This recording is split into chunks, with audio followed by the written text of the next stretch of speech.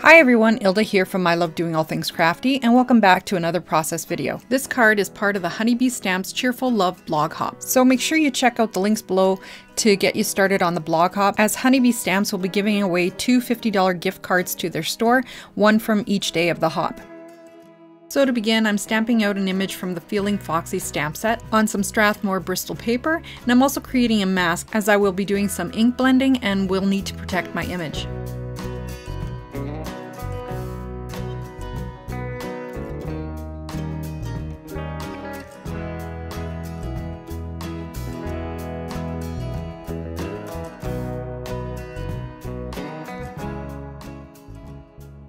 Now that all my images are masked off, I'm going to use some flowers from the Country Bloom stamp set to start creating my scene.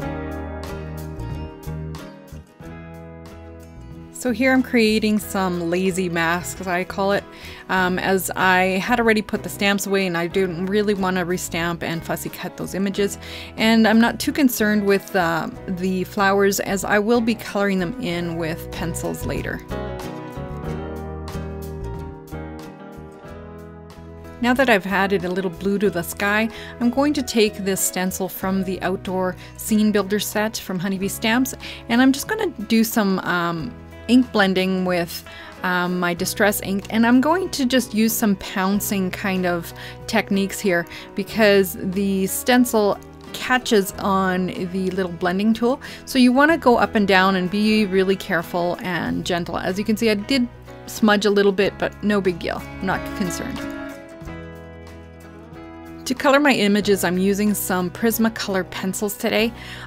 This is actually my second time using colored pencils, and I think I've fallen in love with them. I did not realize how fun and how easy it actually was to do, especially when you're using Gamsol or mineral spirits to blend out your colors. I love the results and the softness that you get when you do blend these colors, and here I'm just showing you how I colored the fox's head in, and then I'm just going to speed up the rest of the coloring video as it's pretty much the same process over and over again. And as you can see, I'm just building up my colors and blending them out layer by layer. I'm super happy with how this card turned out, and so if I can achieve these results after the second time using these Prismacolor pencils, I'd like to encourage all the newbie crafters and card makers out there that are wanting to use pencils to give it a try. You'll be surprised on the results you will get, and practice makes perfect, so I'm planning on using these a lot and hopefully perfecting this coloring. So as you can see, I'm only using two colors to color the fox's hair in. I'm using the Sienna Brown and Tuscan Red. I'm just adding color to the edges and leaving a highlighted area, and then using my blending stump to smooth the color all out. So really nothing too complicated here. I will say I do have to order some better blending stumps, as the ones I'm using I just picked up at Michael's. It's pretty much all they had, so I will have to find something new. If you have any suggestions, please leave them in the comments below. I do need a better set of blending stumps, so let me know what you guys use. If you'd like to see results from my first try creating with these colored pencils, check out the blog, as the first card I created for this blog hop is an interactive shaker card where I use Penny the Platypus stamp set from the new release to create a graduation card. Because I don't have too many blending stumps, I use the same stump for a few of the colors. So I use that emery board that I have to the side to shave off the color of the end of the stump before I carry on with the next color. I hope you guys are enjoying this coloring process as much as I enjoyed coloring it, but if you do not want to watch the coloring part of the card, you can go ahead and skip to the 7-minute mark of the video where I will carry on with the next part of this card.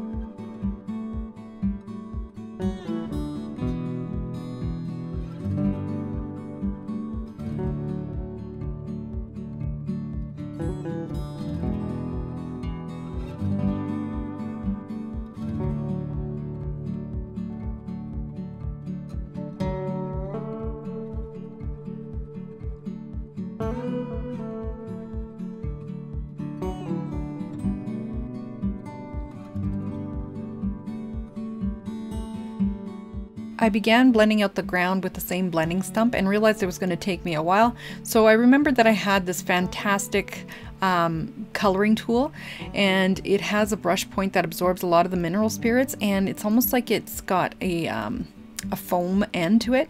And because it wasn't a detailed area, it was super easy and quick to do.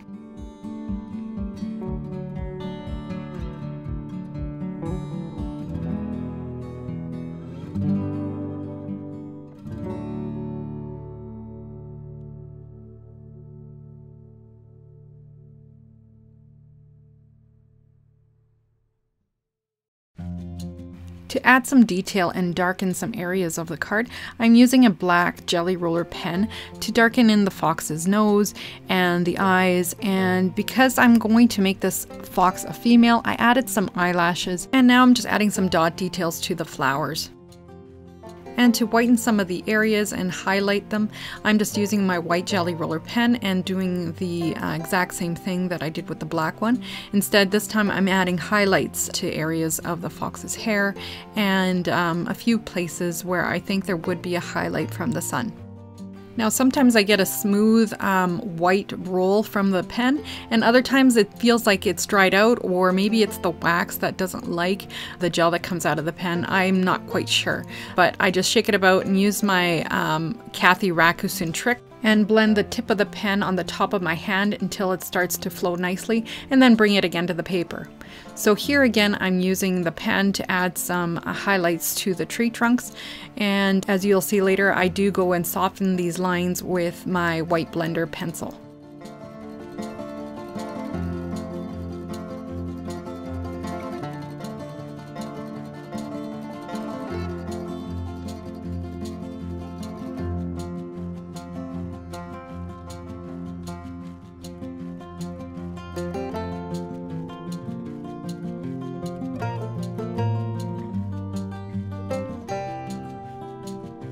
Since this is a birthday card, I'm using the happy birthday sentiment from the Foxy sentiment stamp set, and I'm using some white pigment ink and embossing it with some white embossing powder. So at this point I wasn't sure if I had made a mistake. I thought maybe I should have used a black ink and black embossing powder rather than the white, but then when I looked at it, once it was glued onto that back panel, I was happy with the decision I made, as the sentiment didn't take away from the fox, which was what I wanted to highlight on the card. So right now I'm adding the sentiments to the inside of my card, and because I only want the my, not the to, I'm just lining it up to the edge of the ink pad and stamping out the my.